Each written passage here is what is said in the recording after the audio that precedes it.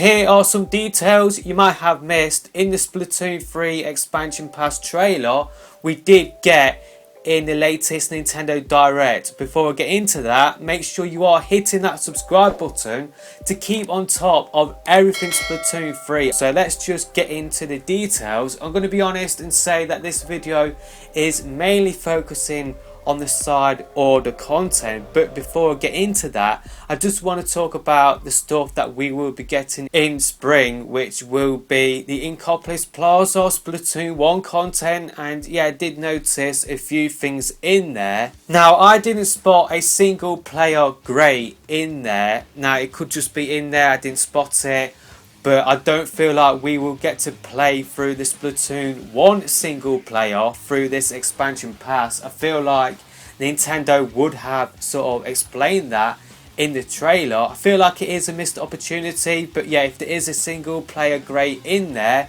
I feel like all what it will lead you to is Alterna, Splatoon 3's campaign, solo, hero mode, whatever you want to call it. I don't feel like we will get to play through the Splatoon 1 single player. It looks like Sheldon has had kids at some point, which has blown my mind. Finally, a little bit of bad news to wrap up the Inkopolis Plaza Splatoon 1 section of the trailer.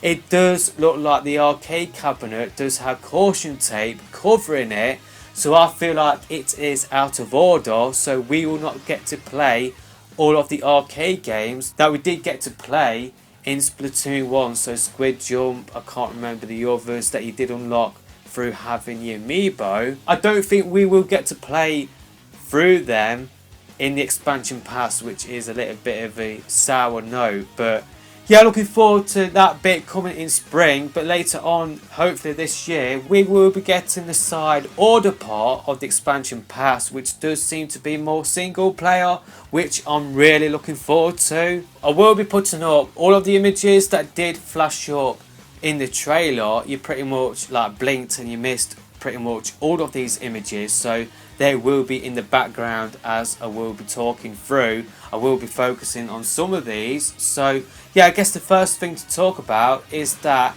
it is set in Inkopolis Square from Splatoon 2. That is the first thing we do see. So the first wave will be Inkopolis Plaza from Splatoon 1. The second wave will be Inkopolis Square from Splatoon 2. So Nintendo will be doing or introducing Splatoon 1 and the second game into the third game, which is pretty cool. So yeah, Inkopolis Square, its colour has been drained. I feel like the main goal of the DLC is to bring back colour and to restore order to the world. So side order, I feel like that is definitely a reference to the Chaos versus Order final Splatfest we did get in Splatoon 2. So I feel like this DLC will be representing the order side of that, and that is what a lot of people wanted. It's what I've talked about on the channel before, and yeah, I definitely feel like this is order based, but instead of fighting order,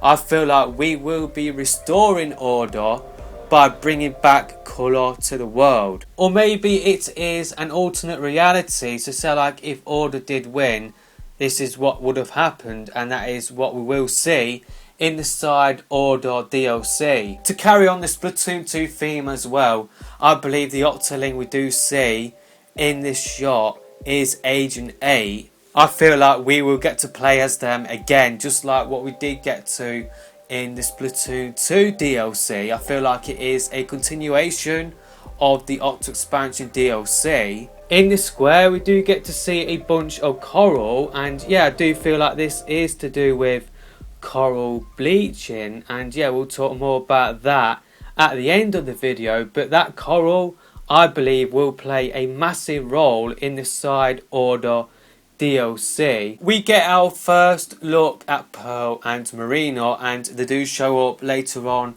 in the trailer as well. But yeah, we got to see Pearl and Marina for the first time in Splatoon 3. Before we just got silhouettes of them, but now we have got what they are looking like in this game. So yeah, Pearl and Marina off the hook will be a heavy focus in this DLC. New music in the background as well. I don't know, it sort of sounds like Pearl and Marina they are maybe fighting or having an argument. Maybe that could be a hint towards what will happen in the DLC. This is Brain Coral. This shot here looks to be of Agent A wearing white boots, or an agent of some sort. In their left hand it looks like they are holding a new weapon.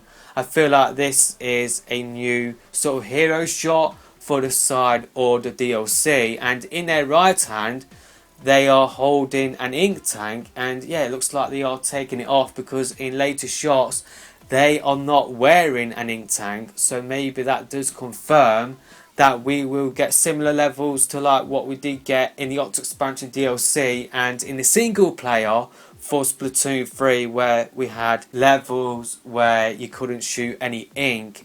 And yeah, I kind of feel like that is what it is hinting at. This shot here shows a figure, and yeah, it looks like it is to the left. So what we'll do here is flip it right a little bit to give a better look of that figure.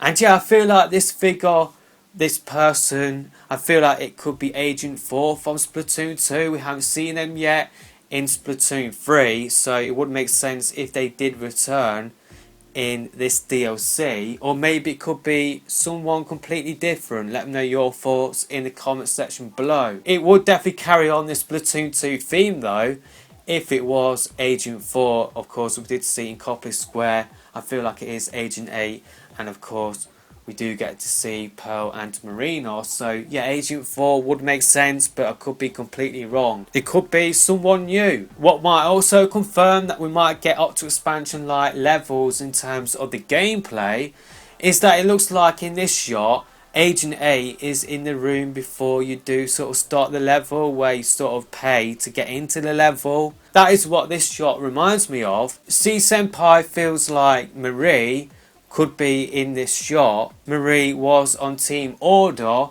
They are right next to Agent A on that poster.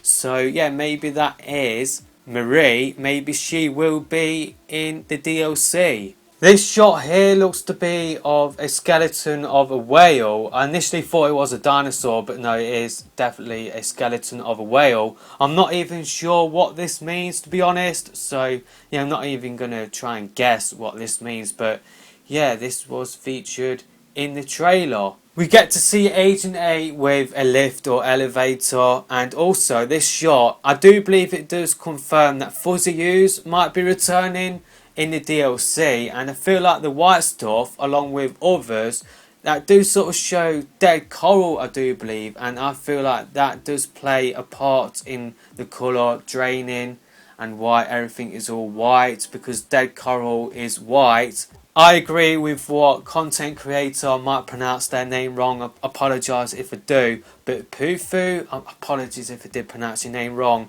But yeah, they were saying that yeah, maybe the temperatures did rise, that caused the coral to die off. That is known as coral bleaching. Also, we get to see this shot which does look like clones of Agent A and Coral. They do clone themselves, and yeah, maybe that does play into the theme of the DLC. Maybe the side or the DLC will get to focus on the struggle that Agent A went through trying to reach the surface and recover their memories. We do get to see the elevator, a lot of self-reflection sort of imagery in there, so maybe that is what this DLC will focus on. Maybe we get to play through Agent A's memories, and that is what the DLC is, and that is how Tata will return. But I think one thing we can agree on is that this DLC is a lot darker in tone than what even the Octo Expansion DLC was. This is definitely the darkest the Splatoon series has been. So, and yeah, finally to end this video, we did get a short description from Nintendo of the side or the DLC, which might call into question whether the Octoling we did see is in fact Agent A. So they said what's on that Octoling's mind, which again maybe it does sort of hint that we will play through the agent or the Octoling's memories. We're going to get to the bottom or maybe the top of this, so stay tuned for further updates as we research this side or the DLC. And how they mentioned we're going to get to the bottom or the top, again